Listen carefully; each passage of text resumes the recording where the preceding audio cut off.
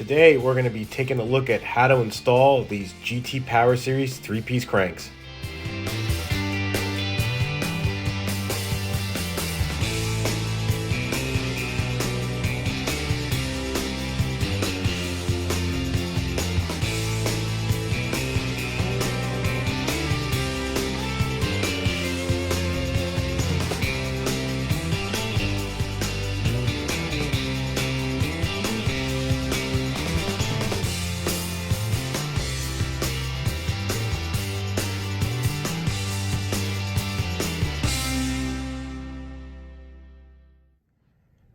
Hello everyone, welcome back.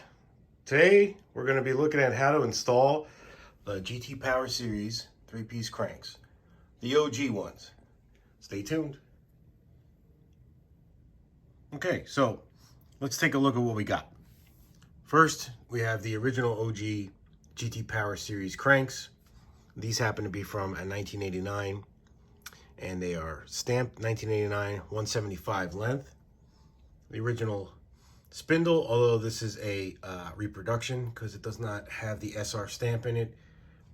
A refinished GT sprocket. You can use whichever sprocket you like. The spindle bolts, the bearings, which are specific to this type of Power Series crank, and then my bearing press. Now, some of you are going to say, well, that's not the right tool. And I do own all the right tools. I just prefer this. These are wooden blocks. They're just 2x4, and some metal washers, some rubber washers occasionally to prevent any marring. But the wood is pretty good. It takes all the abuse, and you can really get those bearing cups in.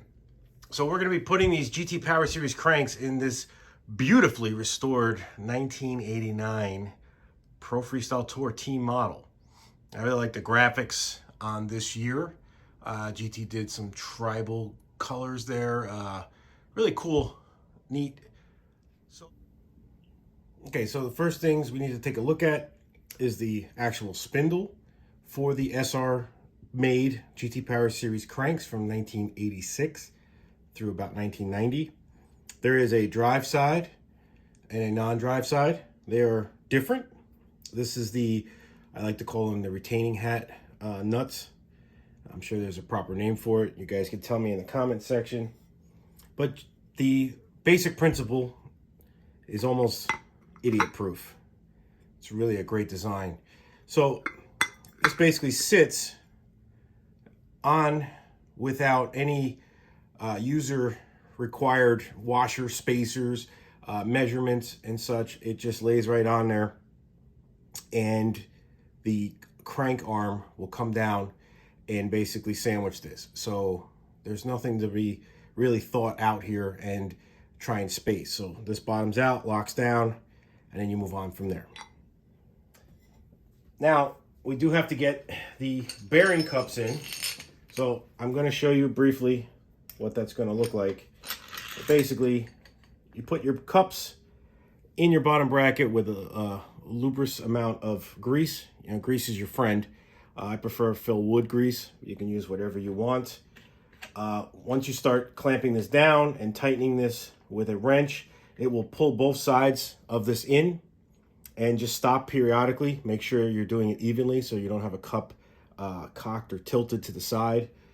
With that done, and you're basically pressed your cup all the way in and there's no gap between the bottom bracket and the cup, you are all set to go and start the next part. Basically, we want to take our bearings, and these are, again, specific to the GT Power Series cranks. They have special IDs. The OD is a standard, so if you were to look this up, which is a 6005-2RS radial shield, you would get the wrong bearings if you tried to order them. So just keep that in mind. And those just fit right in there like that. They just fall right in. Next part is we have to install our spindle. And that is basically just going to sit as you see it, just like that. Okay, I'm going to stop for a second, turn the bike around so we can see what it looks like from the other side. Okay, now we have the bike turned around. We're going to proceed to install the opposite side nut. By the way, that crack was my knee. Lovely. Now, this is reverse thread. So you just thread it the opposite way. And it is going to pull in and basically tighten up. So you want to make sure that this rotates. Your spindle bearings are not completely smashed, if you will. So we're just going to give that, I'm going to snug that up a little bit.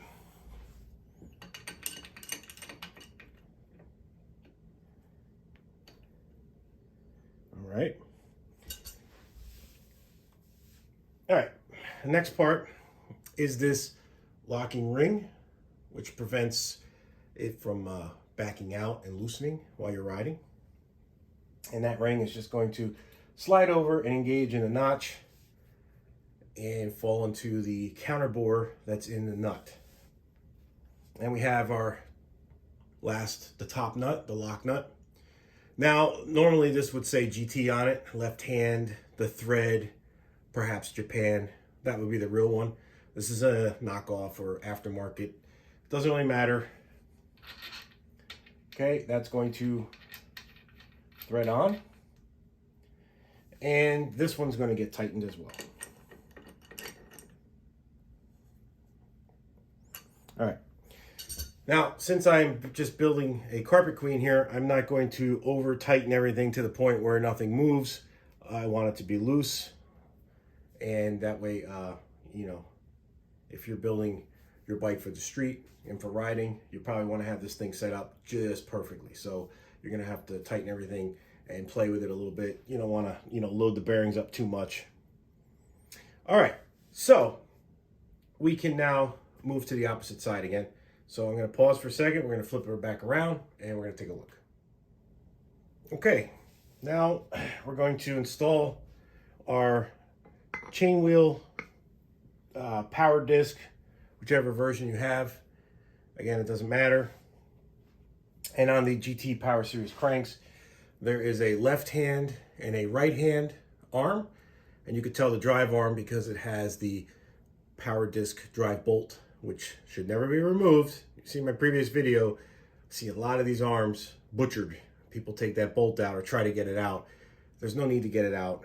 And they're Loctited from the factory. So at any rate, we're going to slip this on to our spindle and let that hang by gravity. And we are going to install our spindle bolt.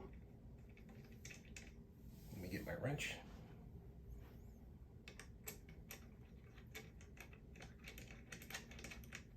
Okay. I'm not going to tighten everything up just yet. We are going to put the arm on the opposite side. And that is going to go directly straight up.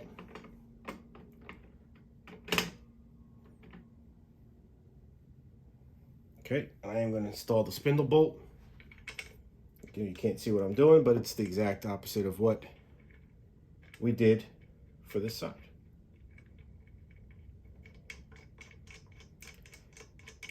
Okay.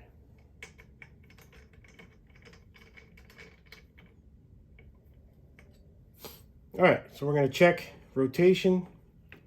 Everything feels pretty good. It's spinning freely, so that's good. Make sure nothing's binding. And I'm just going to give that a snug.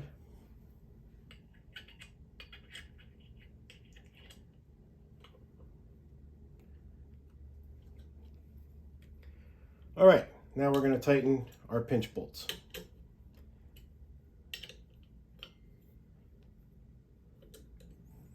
Now, you don't want to over tighten them. You don't want to not tighten them either.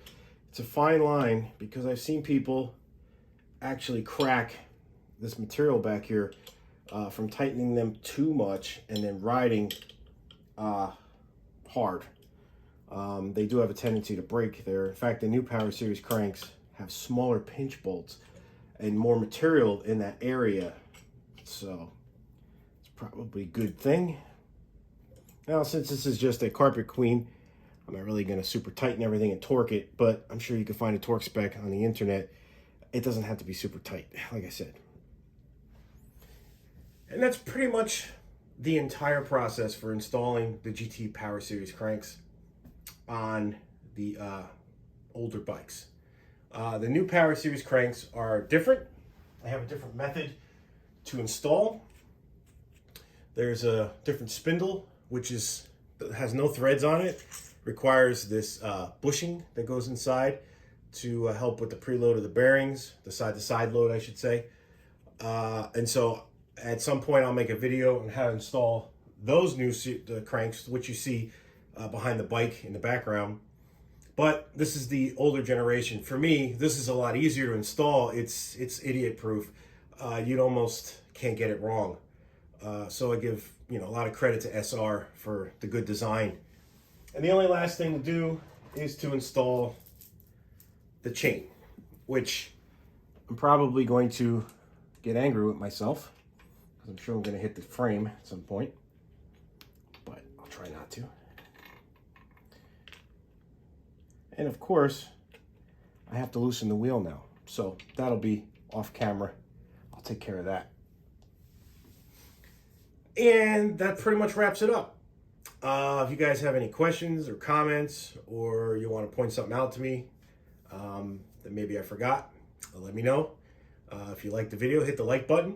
It'd be great if you could subscribe. I'm trying to put out some more of these videos to help people along, try to build their dream bikes, their midlife crisis bikes, or just restore something and pass it along to somebody else kind of a bike. Either way, have a great day. Have a wonderful holiday.